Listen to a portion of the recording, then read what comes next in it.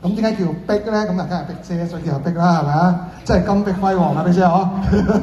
Patrick Sir 真係好諗頭喎，你 Patrick Sir 真係金碧輝煌，你睇下嗱，阿碧姐電音女神女王都得，女王咧神得一樣嘅，係好靚啊啲 poster， 我真係一見到哇，真係佢真係抌好多心機啊咁，係啊，即係差唔多係個星期每一個 show 佢都咁落力，為大家嚟到搞咁多又禮物啊，又遊戲啊，又唱歌啊咁，其實真係Patrick Sir 真係唔話得啊！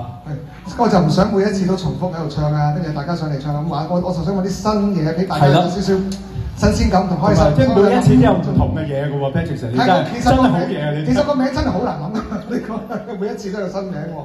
OK， 係今次啱啱你記得你第一次講個咩名啊？哇！我想你講幾個名嚟聽下俾大家。我第一次粵歌會友咯。粵歌會友。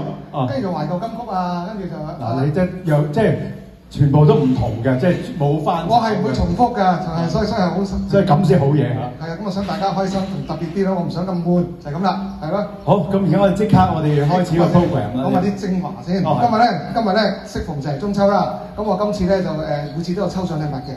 今次咧就預備特別多啲嘅月餅啦。咁咧陣間我會介紹位神秘嘉賓上嚟同大家傾偈嘅。咁佢都送咗送多40月餅俾我哋㗎。OK， 好多謝呢個神秘嘉賓。係陣間上嚟啊。係咁，另外都係咁樣啦。今日有兩個環節啦，一個環節就我哋唱啦，跟住歡迎大家上嚟唱啦。今次我就想大家唱多啲歌啦，係最好玩啊嘛，呢個最緊要嘅。